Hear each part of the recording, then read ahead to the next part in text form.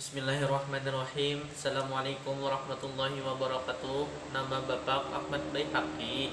NIM Bapak 180 10 10 10 987. Bapak dari Fakultas Tarbiyah dan Keguruan, jurusan Pendidikan Agama Islam, UIN Antasari Banjarmasin. Alhamdulillah kita dapat bertemu kembali pada pembelajaran kali ini. Meskipun secara daring, tidak tatap muka, Bapak harapkan semoga kalian semua masih antusias dalam pembelajaran kita pada hari ini. Alangkah baiknya sebelum kita memulai pembelajaran pada hari ini, kita sama-sama mengucapkan basmalah. Bismillahirrahmanirrahim. Pembelajaran kita pada hari ini membahas tentang pengurusan jenazah. Nah, jadi di sini Bapak ada menyediakan video yang berkaitan pengurusan jenazah.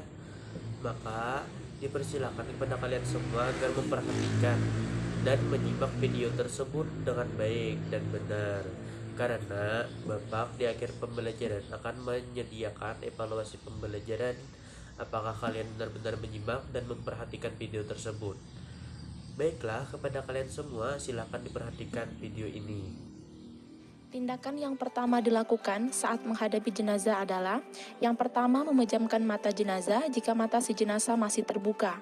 Yang kedua, menutup seluruh badan si jenazah menggunakan kain panjang. Yang ketiga, posisikan si jenazah di tempat yang aman. Yang keempat, kerabat dekat tetap boleh mencium si jenazah.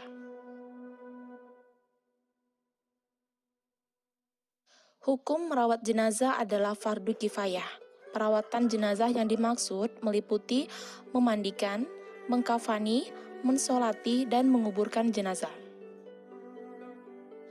Kita bahas bagian pertama, yaitu memandikan jenazah.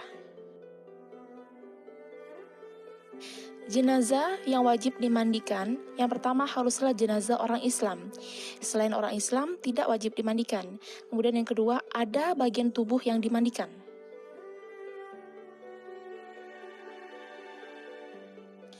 Adapun yang berhak memandikan jenazah adalah yang pertama, jika jenazah laki-laki, yang memandikan laki-laki juga, selain istri dan mahramnya. Yang kedua, jika jenazah perempuan, harus perempuan juga, selain suami dan mahramnya. Yang ketiga, jika suami atau istri yang meninggal, yang paling berhak memandikan adalah suami atau istri dibanding lainnya. Beberapa hal yang harus diperhatikan saat memandikan jenazah, yaitu yang pertama, tempat memandikan jenazah harus dalam keadaan tertutup dan tidak ditonton orang banyak. Yang kedua, letak jenazah di atas dipan atau tempat yang lebih tinggi. Yang ketiga, saat dimandikan, jenazah harus ditutup seluruh auratnya. Keempat, menyapu perut mayat untuk mengeluarkan kotoran yang masih tersisa di perut. Yang kelima, ganti sarung tangan kemudian bersihkan gigi dan mulut mayat. Yang keenam, bersihkan seluruh najis dan kotoran yang melekat di badan mayat. Ketujuh, mewudukan mayat kemudian membasuh seluruh tubuh mayat. 8. Disunahkan dibasuh 3-5 kali dengan air yang ada wanginya. Kemudian, kita masuk ke pembahasan bagian kedua, yaitu mengkafani jenazah. Jumlah kain kafan yang digunakan adalah untuk jenazah laki-laki minimal selembar dan sempurnanya 3 lembar. Jika untuk jenazah perempuan, minimal selembar dan sempurnanya 5 lembar. Setiap lapisan kain kafan diberikan kapur barus dan dilaksanakan pengafanan jenazah dengan sebaik-baiknya. Kemudian kita masuk bahasan yang ketiga, yaitu mensolati jenazah. Sholat jenazah hampir sama dengan sholat biasanya, namun tidak menggunakan ruku dan sujud. Posisi jenazah diletakkan di depan imam dan semua makmum berdiri di belakang imam. Diusahakan menjadi 3 saf atau lebih. Sholat jenazah dilaksanakan dengan 4 takbir tanpa ruku dan sujud. Niat sholat, untuk imam berdiri tegak menghadapi jenazah dan makmum sudah di belakang imam. Kemudian membaca niat, yaitu usolli ala hazal mayyiti arba'a takbiratin fardol kifayah ma'muman lillahi ta'ala. Jika jenazahnya laki-laki maka menggunakan hazal mayyiti, jika jenazahnya perempuan menggunakan hazihil mayyitati, kemudian takbir yang pertama.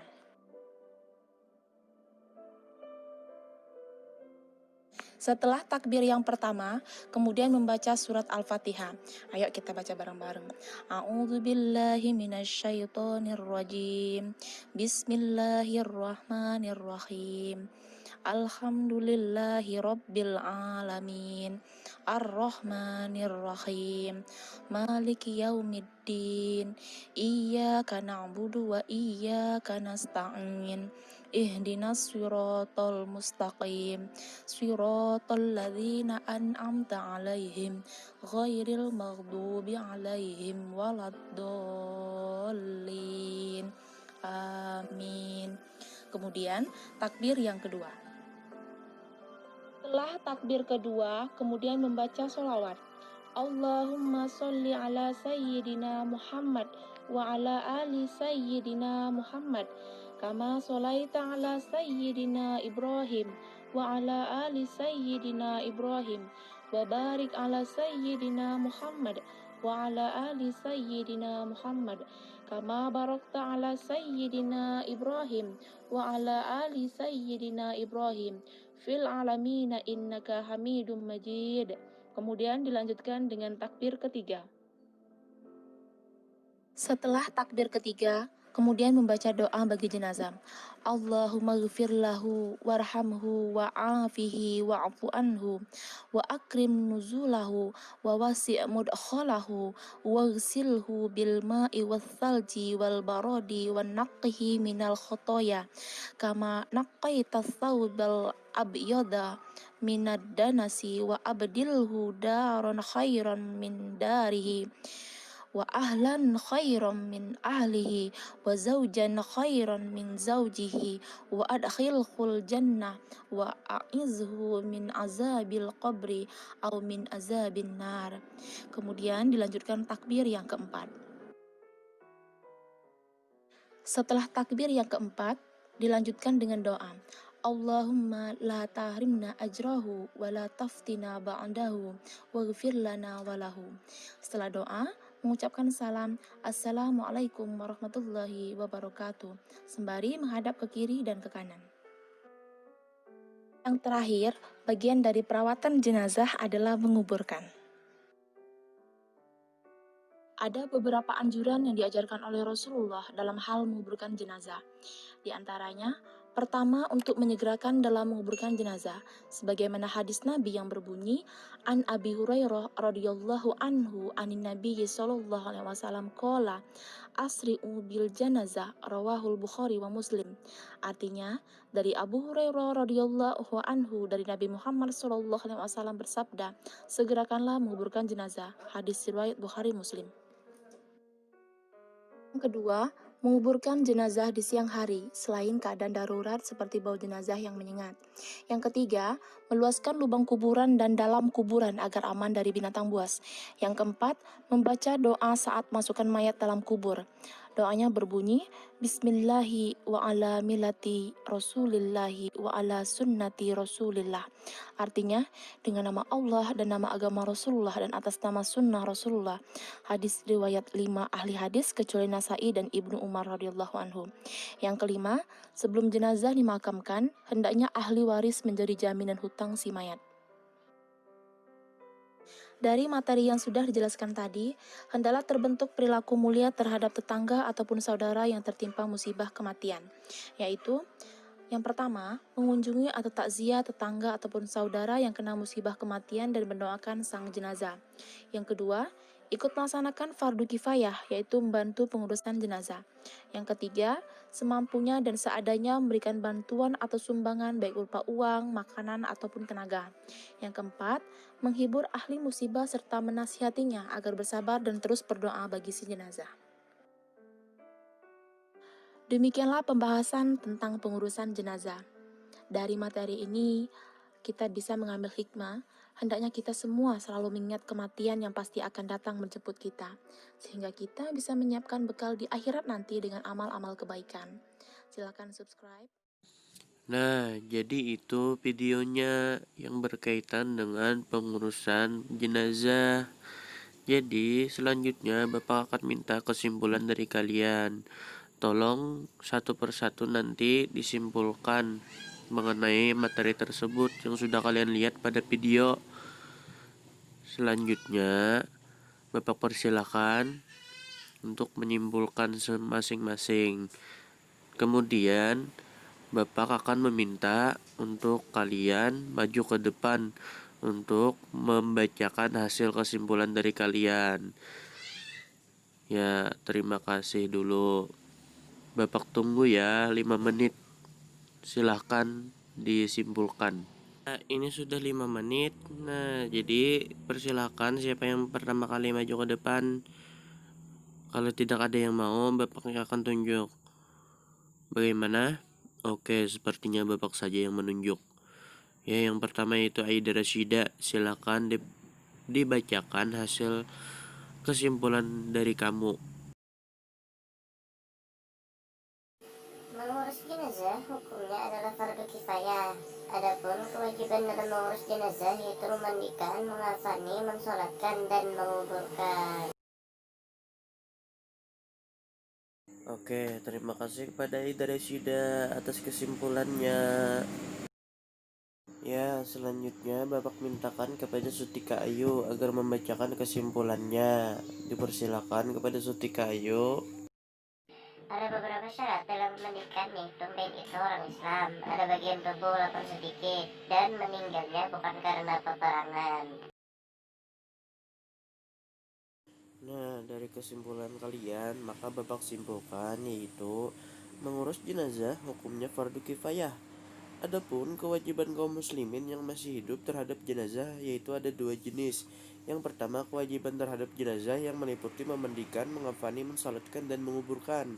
Dan yang kedua, kewajiban yang berkaitan dengan harta si mayit yang meliputi membiayai pengurusan jenazah, membayar hutang, menunaikan wasiat, dan membagi harta warisan. Syarat memandikan jenazah adalah orang itu orang Islam, didapati tubuhnya walaupun sedikit, dan bukan mati syahid dalam peperangan fisabilillah. Sedangkan jenazah yang tidak mungkin dimandikan karena sesuatu hal, misalnya terbakar, maka caranya cukup ditayamumi saja sebagaimana tayamum untuk salat. Ketentuan mengafani jenazah ada kain kafannya berlapis 3 untuk laki-laki dan jenazah perempuan berlapis 5, diusahakan berwarna putih. Nah, jadi langsung saja Bapak akan mengadakan evaluasi pembelajaran kita pada hari ini. Nah, jadi Bapak akan mengajukan pertanyaan, kemudian kalian menjawab. Silahkan disimak pertanyaannya. Yang pertama yaitu, apa hukum mengurus jenazah? Apakah ada yang tahu atau Bapak tunjuk langsung? Oke, jika tidak ada yang tahu, jadi Bapak akan menunjuk kepada Aida Rasida. Silakan dijawab. Apa hukum mengurus jenazah tersebut? Ini Bapak, hukum mengurus jenazah itu fardu kifayah, Pak. Oke, terima kasih atas jawabannya Aida Rasida. Benar sekali. Terima kasih. Selanjutnya, Bapak mintakan kepada Sutika Ayu. Sebutkan syarat memandikan jenazah. Ini Bapak, syarat memandikan jenazah yaitu yang pertama, mayat itu orang Islam. Yang kedua, didapati tubuhnya walaupun sedikit dan bukan mati syahid dalam peperangan fisabilillah. Oke, terima kasih Sutika Ayu. Jawabannya benar sekali. Ya, jadi selanjutnya Bapak mintakan kepada Nur Lestari. Nah, jadi Lestari, pertanyaannya yaitu pada ketentuan mengafani jenazah, kain yang disajikan harus berwarna apa? Ayo. Ini Pak, kain yang digunakan untuk mengafani jenazah harus berwarna putih, Pak. Iya, benar sekali jawabannya Nur Lestari. Terima kasih Lestari. Selanjutnya kepada Nina. Nah, jadi Nina, pertanyaannya, pada jenazah laki-laki, kain yang digunakan untuk mengafani berapa lapis? Nah, jadi berapa lapis untuk mengafani jenazah laki-laki? Ini Pak, untuk mengafani jenazah laki-laki, kainnya harus 3 lapis, Pak. Ya, terima kasih Nina atas jawabannya, benar sekali. Nah, selanjutnya yaitu untuk apakah takziah itu? Nah, jadi kepada Rahma silahkan jawab pertanyaan Bapak tadi. Untuk apakah takziah itu? Ini Bapak. Nah, jadi menurut ulun Pak Ai, takziah itu yaitu mengunjungi keluarga yang meninggal dan menghiburnya dengan menganjurkan supaya mereka bersabar terhadap takdir Allah dan mengharapkan pahala darinya. Ya, terima kasih Rahma Sugihartini. Jawabannya benar sekali. Ya, terima kasih. Alhamdulillah. Alhamdulillah kalian dapat menjawab pertanyaan Bapak dengan baik dan benar. Terima kasih kalian semua. Silakan berikan aplaus kepada kalian semua. Alhamdulillah, dengan ini berakhirnya pembelajaran kita pada hari ini. Dengan berakhirnya pembelajaran kita pada hari ini, marilah kita sama-sama mengucapkan hamdalah. Alhamdulillahirabbil alamin. Terima kasih atas partisipasi kalian semua terhadap pembelajaran kita pada hari ini. Terima kasih anak-anak, semoga bermanfaat dan dapat diamalkan. Bapak tutup pembelajaran kita pada hari ini dengan Assalamualaikum warahmatullahi wabarakatuh.